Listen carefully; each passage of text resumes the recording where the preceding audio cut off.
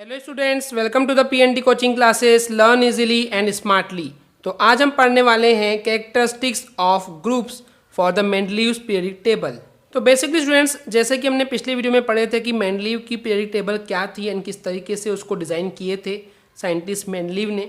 तो आज उन्हीं की उस टेबल के बेस पे, जहाँ हमने बताया था कि कॉलम्स को ग्रुप कहा जाता है, तो उन ग्रुप्स के कैरेक्टरिस्टिक्स के बारे में आज हम बात करने वाले हैं। तो चलिए करते हैं स्टार्ट। इस पीरियोडिक टेबल में जो कॉलम्स होते हैं उसको हम बोलते हैं ग्रुप्स। एंड ये जो ग्रुप्स है ये रिप्रेजेंट करते हैं उन एलिमेंट्स, यानी कि उस ग्रुप में आने वाले हर एलिमेंट्स की वैलेंसी कितनी होने वाली है। ओके, तो हम ये बोल सकते हैं कि ग्रुप क्या रिप्रेजेंट करता है। ग्रुप ये रिप्रेजेंट करता है कि उस ग्रुप में जो एलिमेंट आए हैं उन एलिमेंट्स की वैलेंसी कितनी होगी। ओके स्टूडेंट्स, एंड ये जो वैलेंसी हमने जज की, आई मीन जो साइंटिस्ट ने ये जो वैलेंसी जज किए हैं वो ऑक्सीजन के रिस्पेक्ट में फाइंड आउट किए थे। कैसे, मैं आपको अभी एक एग्जांपल दिखाने वाला हूँ। फिलहाल आप इस चीज़ को समझिए कि पीरियोडिक टेबल में जो ग्रुप्स होते हैं, जो कॉलम्स होते हैं, ये रिप्रेजेंट करते हैं उस ग्रुप में आने वाले सारे एलिमेंट्स की वैलेंसी को। ओके, एंड ये जो किसी भी एलिमेंट की वैलेंसी है, ये जैसे कि बात करते हैं कि फर्स्ट ग्रुप की जो वैलेंसी है वो कितनी होगी, वो है 1। सेकेंड ग्रुप में जो एलिमेंट्स हैं उन सारे एलिमेंट्स की वैलेंसी है 2। थर्ड ग्रुप में जो एलिमेंट्स आए हैं उन सारे एलिमेंट्स की वैलेंसी है 3। अभी कैसे क्लियर होता है, फर्स्ट ग्रुप में जो एलिमेंट्स आते हैं वो हैं सोडियम। ओके, तो सोडियम पे देखिए क्या होता है, जनरली Na+ होता है।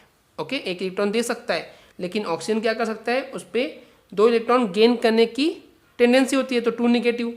तो इसलिए ऑक्सीजन को 2 एटम लगते हैं सोडियम के, एंड सोडियम के पास क्योंकि एक ही इलेक्ट्रॉन की कमी है, यानी उसने डोनेट किया है, राइट, तो इस वजह से इसको एक ही ऑक्सीजन चाहिए होता है। तो यहाँ से समझ में आता है कि सोडियम की वैलेंसी कितनी है, 1, बिकॉज उसने अपना एक इलेक्ट्रॉन डोनेट कर दिया है। समझ रहे हैं इस चीज़ को, डोनेट करने की वजह से प्लस आयन आता है उस पर, तो Na2O। ऐसे ही सेकेंड ग्रुप में आता है Mg, मैग्नीशियम, तो इसको जो है 2 इलेक्ट्रॉन डोनेट करना था, तो Mg पे 2+ होता है, O पे 2 नेगेटिव होता है।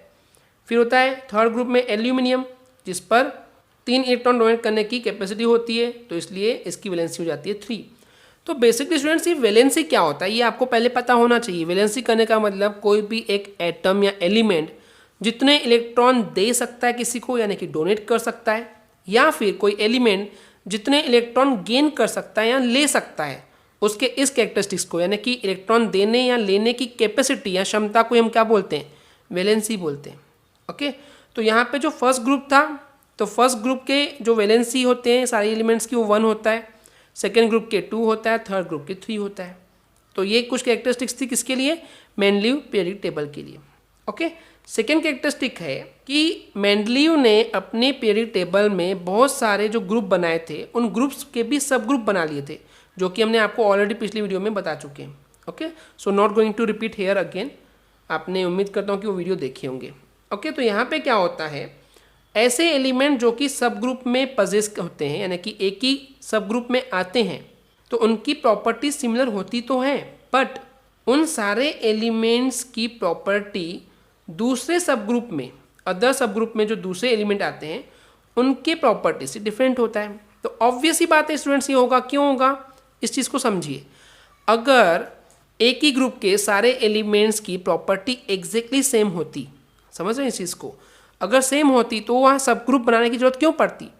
तो क्योंकि अगर 2 सब ग्रुप हैं या 3 सब ग्रुप हैं, तो एक सब ग्रुप में जितने भी एलिमेंट्स आ रहे हैं, राइट, तो उनकी प्रॉपर्टीज दूसरे सब ग्रुप में आने वाले सारे एलिमेंट्स की प्रॉपर्टी से डिफरेंट होगा। ऑब्वियस ही बात है, राइट स्टूडेंट्स, क्लियर हो गया होगा उम्मीद करता हूँ। तो इसको एग्जाम्पल से समझ सकते हैं। चलिए एग्जाम्पल देखते हैं। जैसे कि एग्जाम्पल के लिए एक सब ग्रुप देखे थे हमने पिछले वीडियो में। मान लेते हैं वो ग्रुप IA था पहला, एंड दूसरा था IB। ये 2 सब ग्रुप हो गए। ओके, तो ये हम ग्रुप नंबर 1 की बात कर रहे हैं, इसलिए यहाँ पे I मतलब 1 है। तो 1 ग्रुप के सब ग्रुप पहले A है, एंड फर्स्ट ग्रुप का ही सेकेंड जो सब ग्रुप है वो IB है। तो सबसे पहले सब ग्रुप की बात करते हैं, जहाँ पे लिथियम था, sodium, potassium, rubidium, caesium. Okay students, इनके शॉर्टकट बताएंगे हम। हेलिना की रब से फरियाद में हे को हटा दो, क्योंकि उस समय हाइड्रोजन नहीं था, तो lithium, sodium, potassium, rubidium, caesium. Okay, तो इन सभी की प्रॉपर्टी सेम थी क्योंकि ये एक ही सब ग्रुप में आ रहे थे। ओके, लेकिन वहीं पे अगर IB ग्रुप की बात करते हैं, जहाँ पे आता है कॉपर, सिल्वर, गोल्ड।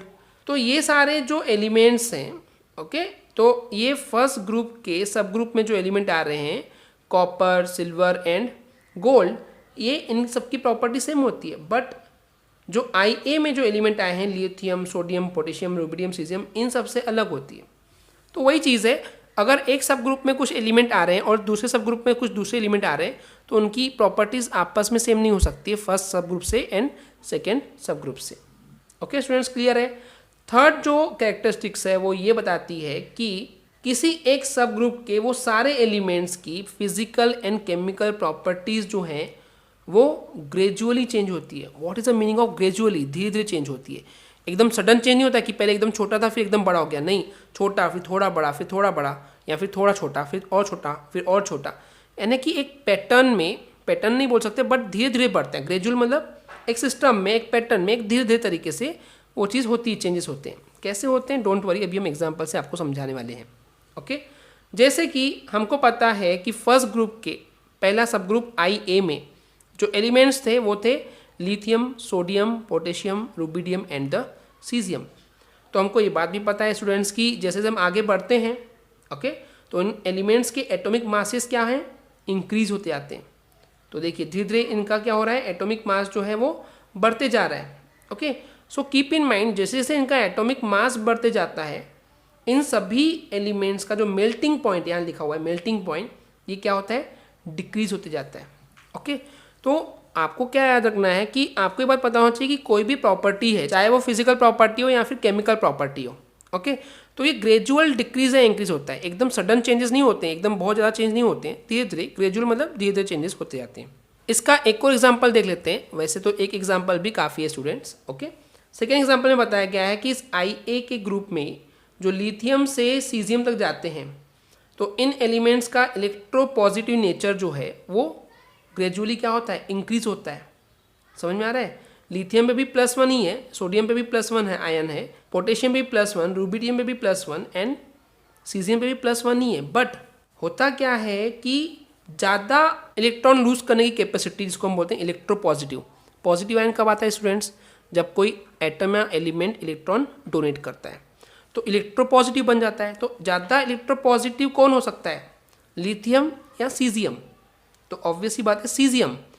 लिथियम की कम होती है तो धीरे धीरे ये जो प्रॉपर्टी है इलेक्ट्रोपॉजिटिव कैरेक्टर, ओके, ये जो है ये धीरे धीरे इंक्रीज होता है ग्रेजुअली। ओके, तो आई गेस ये दो एग्जांपल इनफ है स्टूडेंट्स। आई होप स्टूडेंट्स आपको एक कैरेक्टरिस्टिक्स ऑफ ग्रुप्स क्लियर हो गया होगा।